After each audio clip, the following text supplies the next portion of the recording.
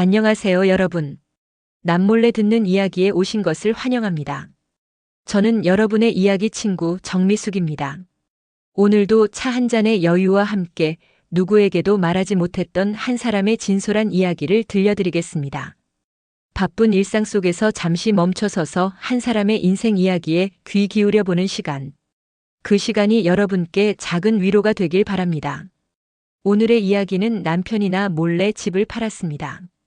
30년을 함께 산 남편, 평생을 믿었던 친구, 그리고 한순간에 사라져버린 모든 것. 과연 이 가족에게 무슨 일이 있었던 걸까요? 지금부터 시작합니다. 남편이 사라진 지 오늘로 꼭 열흘째입니다. 열흘이라는 시간이 어떤 이에겐 짧을 수도 있지만 저에겐 영겁처럼 느껴졌어요. 그날도 이렇게 비가 내렸습니다. 창밖으로 빗방울이 줄줄이 흘러내리고 하늘은 잔뜩 흐린 오후였어요. 점심 설거지를 하고 있었습니다.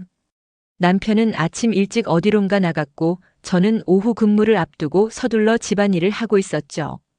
그때 핸드폰이 울렸습니다. 거품 묻은 손을 재빨리 닦고 전화를 받았어요. 여보세요? 정미숙 고객님이십니까? 네, 맞는데요. 한빛은행 자산관리팀입니다. 축하드립니다, 고객님.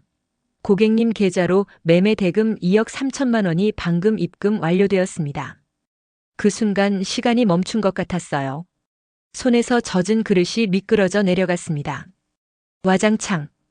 그릇이 바닥에 깨지는 소리가 났지만 전혀 신경 쓰이지 않았어요. 매매 대금이요? 2억 3천만 원이요? 목소리가 떨렸습니다. 네, 고객님. 수원시 장안구동 123번지 단독주택 매매 대금입니다. 그 주소를 듣는 순간 머릿속이 하얘졌어요. 그건 바로 우리 집 주소였습니다. 제가 28배 시집 와서 30해가 넘도록 살아온 바로 그 집이었어요. 저기 죄송한데요. 혹시 매수인이 누구죠? 잠시만요, 확인해 드리겠습니다. 키보드 소리가 들렸어요. 몇 초가 몇 시간처럼 느껴졌습니다. 매수인은 박준호 씨로 되어 있습니다. 박준호. 그 이름을 듣는 순간 온몸에 소름이 돋았습니다. 우리 집 거실 소파에서 수없이 소주잔을 부딪히던 사람. 명절 때마다 우리 집에 와서 차례상 앞에 함께 절하던 사람. 남편이 내 형제보다 더 가까운 친구라고 말하던 바로 그 박준호였습니다. 잠시 그 집 이야기를 먼저 해야 할 것 같습니다. 왜냐하면 그 집은 단순한 건물이 아니었거든요. 30년 전으로 돌아가 볼까요? 그때 저는 28이었고 남편 이도현 씨는 31살이었습니다. 남편은 건설회사에서 현장 감독으로 일했고 저는 은행 창구 직원이었죠. 우리는 연애 3년 만에 결혼했어요. 신혼집은 월세방이었어요. 좁은 원룸이었지만 우리에겐 꿈의 궁전이었죠. 그때부터 우리 둘은 악착같이 돈을 모았습니다. 남편은 주말에도 일을 나갔고 저는 야근 수당을 받으려고 늦게까지 일했어요. 그렇게 10년을 모았습니다. 정확히는 10년 2개월. 그리고 마침내 수원 외곽에 작은 단독주택을 샀어요.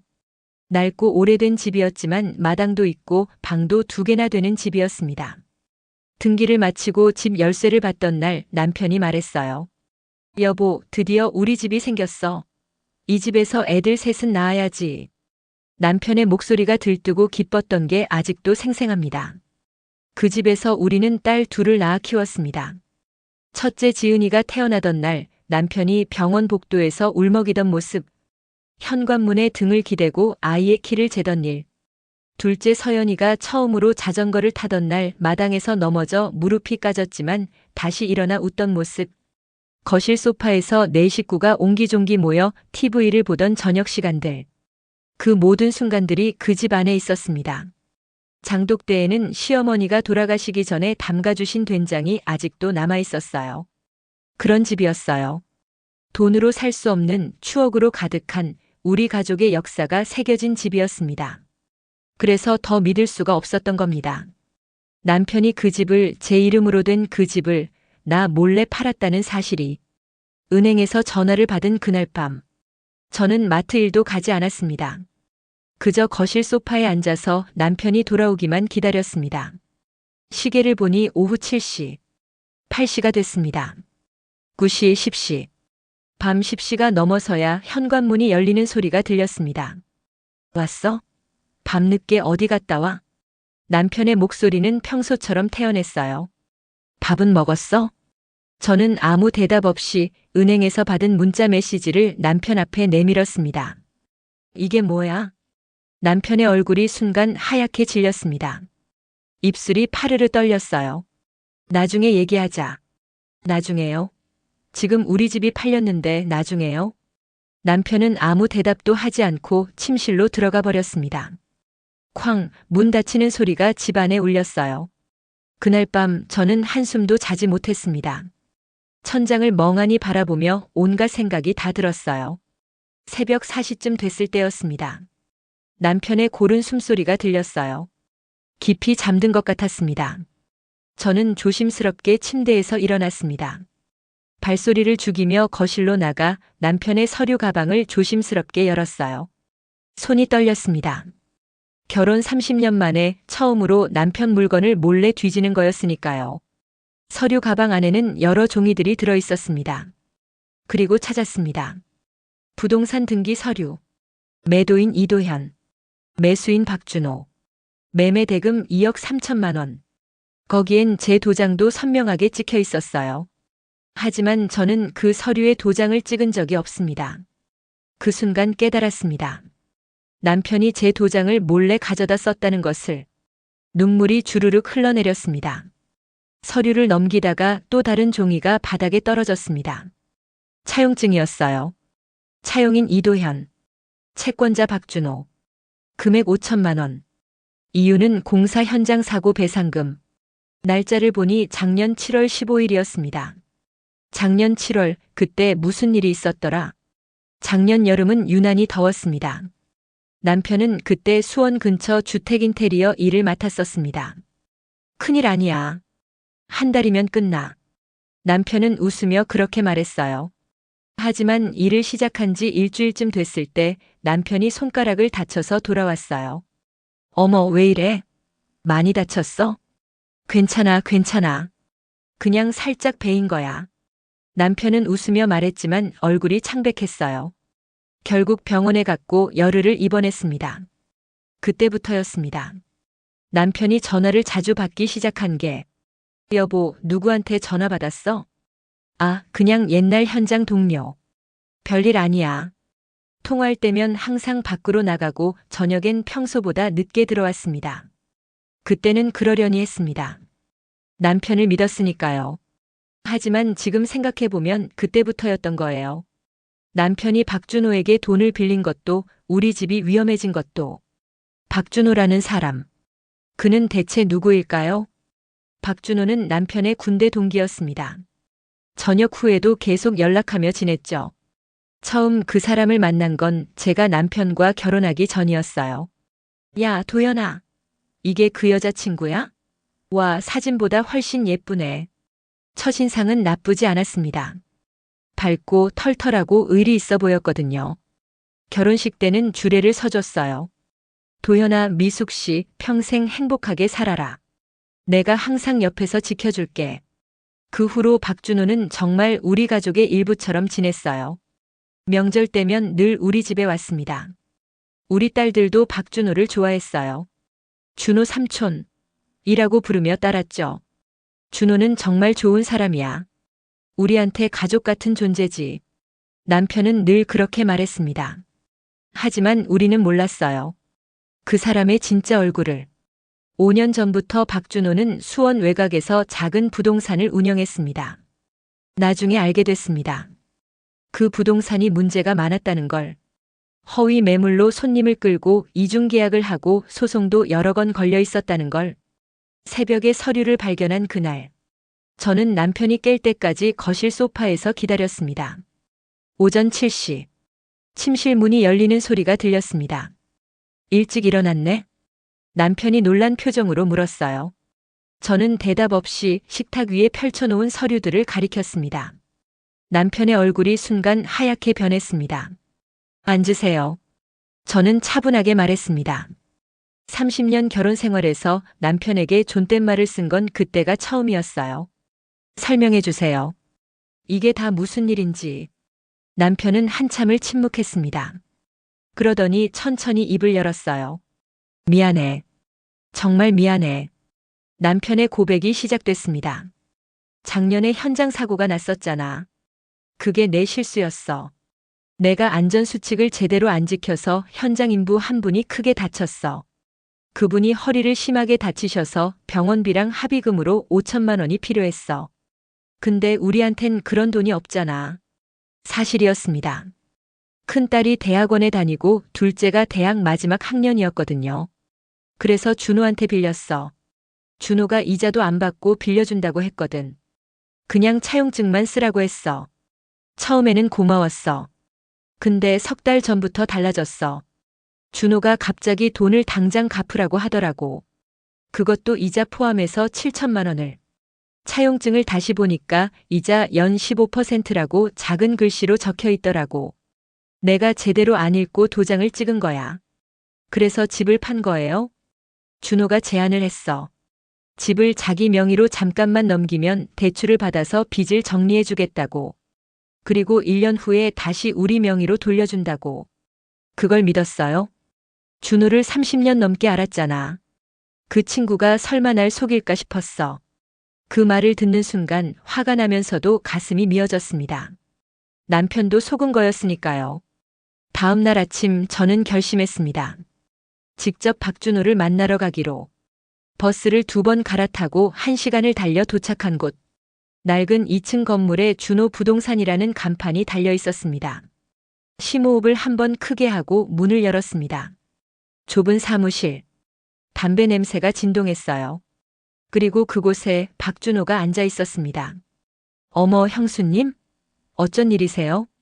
그는 저를 보자마자 환하게 웃으며 일어났습니다. 우리 집 왜 당신 이름으로 샀어요? 아, 그거요? 도현이 형이 부탁했는데요. 잠깐 명의만 빌려달라고요. 제 서명도 없이요? 형님이 도장 가져왔는데요. 여기 보세요. 형수님 도장 찍혀 있잖아요. 이게 위조인 거 아세요? 박준호가 픽 웃었습니다.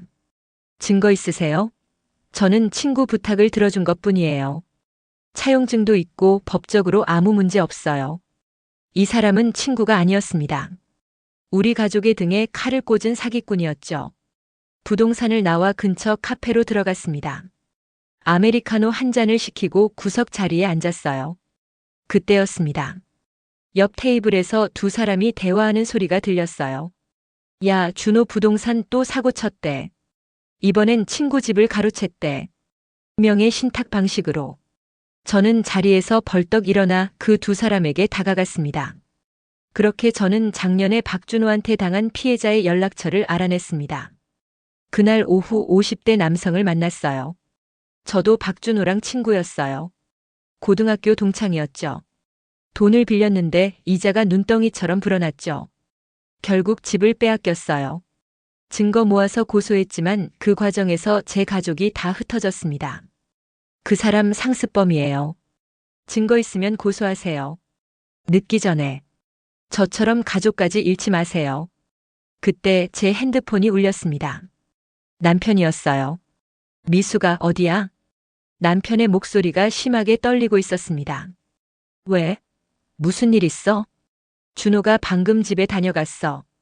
협박하고 갔어. 집 빨리 비우라고. 30분 후 집에 도착하니 남편이 거실 바닥에 주저앉아 있었어요. 미안해, 내가 다 잘못했어. 그날 밤 우리 부부는 말없이 서로를 껴안았습니다. 그 후 남편은 거의 말을 하지 않았습니다. 밤에도 잠을 못 잤어요. 어느 새벽 남편이 뭔가를 쓰는 소리가 들렸습니다. 30분쯤 지나 방으로 돌아왔는데 뭔가 결심한 것 같았어요. 다음 날 아침 남편은 단정하게 옷을 입었습니다. 은행 좀 다녀올게. 그게 마지막이었습니다. 저녁이 됐지만 남편은 돌아오지 않았습니다. 책상 위에 편지가 있었습니다. 미수가 정말 미안하다. 30년을 함께 살면서 나는 단 한 번도 너를 힘들게 하고 싶지 않았어. 그 집에서 우리 딸들이 태어났고 모든 순간들이 나에겐 보물 같았어. 근데 내가 그 보물을 다 잃어버렸구나. 친구라고 믿었던 놈한테 속아서. 나는 정말 바보였어. 미수가, 나는 이제 너를 볼 면목이 없어. 이 문제를 내가 해결하고 올게. 어떻게든 집을 되찾아서 당당하게 내 앞에 서고 싶어. 그때까지 기다려줘. 사랑한다, 미수가. 저는 바닥에 주저앉아 울었습니다. 한 달이 지났습니다. 경찰에 실종 신고를 했고 딸들도 알게 됐어요. 엄마, 아빠 어디 간 거예요? 지은이와 서연이가 울면서 물었지만 저는 제대로 대답할 수가 없었습니다. 그러던 어느 오후 경찰에게서 전화가 왔습니다. 정미숙 씨 되십니까? 경찰입니다. 남편분 찾았습니다. 어디요? 강원도 속초의 한 여관에서 발견했습니다. 딸들과 함께 속초로 달려갔어요. 4시간의 길이 너무 길게 느껴졌습니다. 저녁 무렵 도착한 곳은 바닷가 근처의 낡은 여관이었습니다. 3층 구석방 305호. 문이 열렸습니다. 남편은 깊은 잠에 빠져 있었습니다. 너무 평화로워 보였어요. 여보. 저는 소리를 지르며 달려갔습니다. 침대 옆 탁자에는 빈 소주병 3개와 수면제, 그리고 제 웨딩 사진이 있었어요.